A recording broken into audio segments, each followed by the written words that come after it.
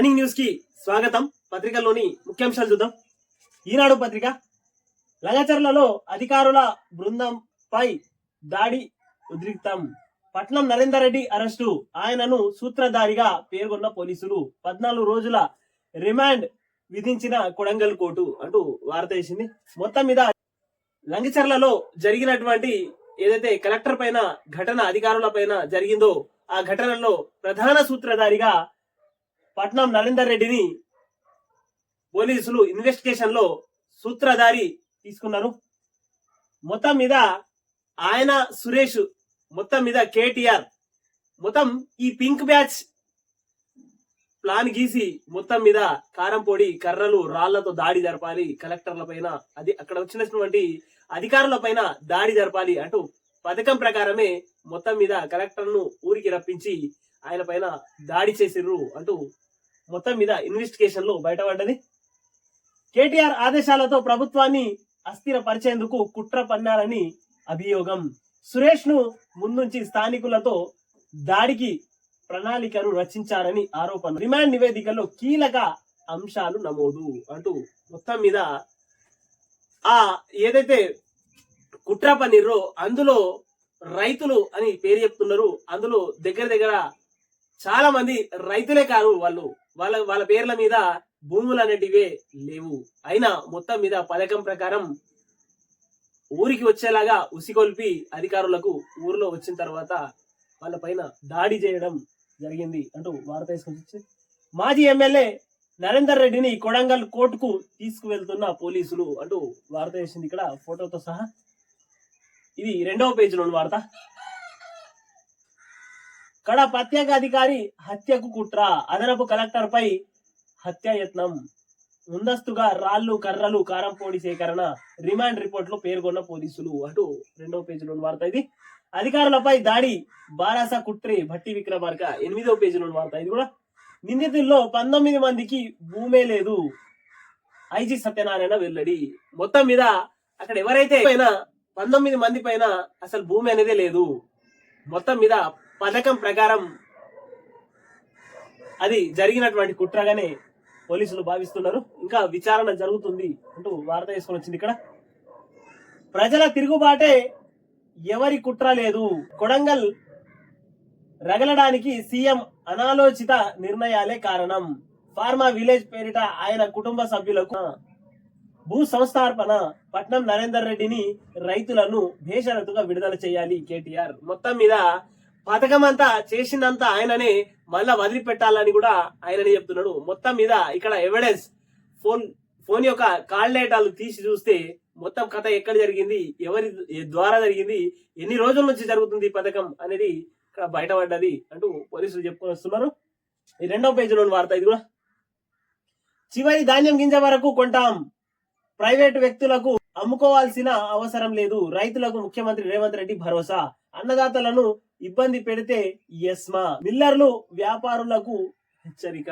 మొత్తం మీద చివరి గింజ దాకా కొంటాం, ఒకవేళ మిల్లర్లు గాని, వ్యాపారులు, దళారులు, ప్రైవేట్ వాళ్ళు గాని ఎవరైనా హింసిస్తే, సతాయిస్తే వాళ్ళ పైన యస్మా ప్రయోగిస్తాం అంటూ వార్త తీసుకొని వచ్చింది. 2వ పేజీలోని వార్త. ఇది మాస్క్ వివేక్లకు ట్రంప్ కీలక బాధ్యతలు, అమెరికా పాలన వ్యవస్థ ప్రక్షాళన వీరి కర్తవ్యం, రక్షణ మంత్రిగా పీట్ హెగ్సెత్, భద్రతా సలహాదారుగా మైక్ వాల్జల్, సిఐఏ అధిపతిగా జాన్ రాట్ క్లిఫ్.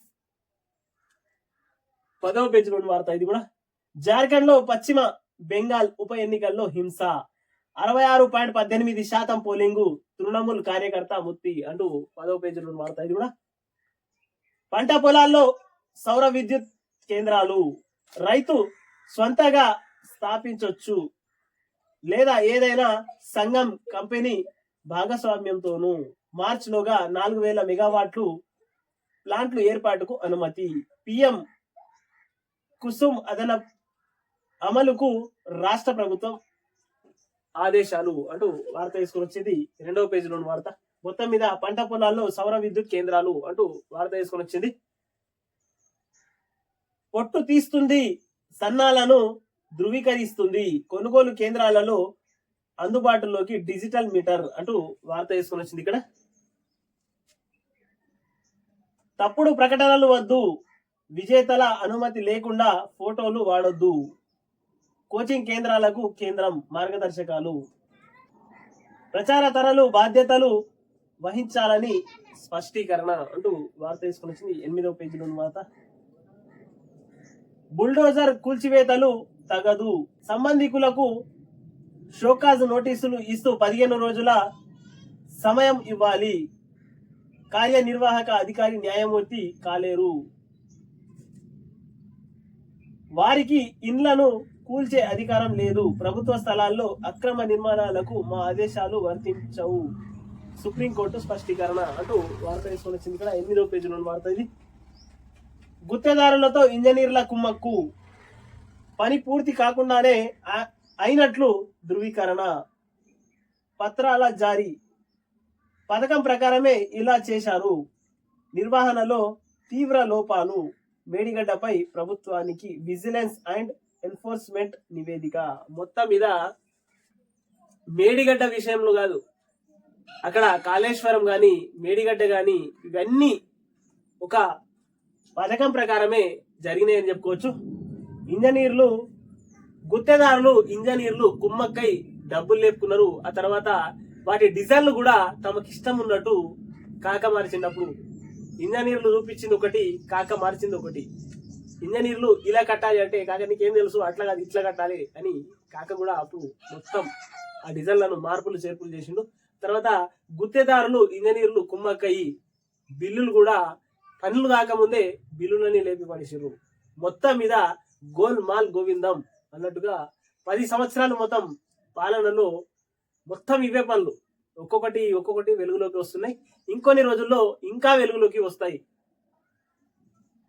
నాణ్యత పరీక్షలు చేయకుండానే గుత్తేదారులకు బిల్లులు. మొత్తం మీద ఎలాంటి నాణ్యత విషయాలు పాటించకుండా, నాణ్యత వాళ్ళు ఏదైతే కట్టినటువంటి ప్రాజెక్టులు ఉన్నాయో వాటిని నాణ్యత ఏం మాత్రం పరీక్షించకుండా, వాటికి ఎలాంటి అనుమతులు లేకుండా మొత్తం మీద బిల్లులు కూడా లేపేసిర్రు అంటూ వార్త చేసుకొని వచ్చింది. ఇక్కడ 2వ పేజీలో వార్త.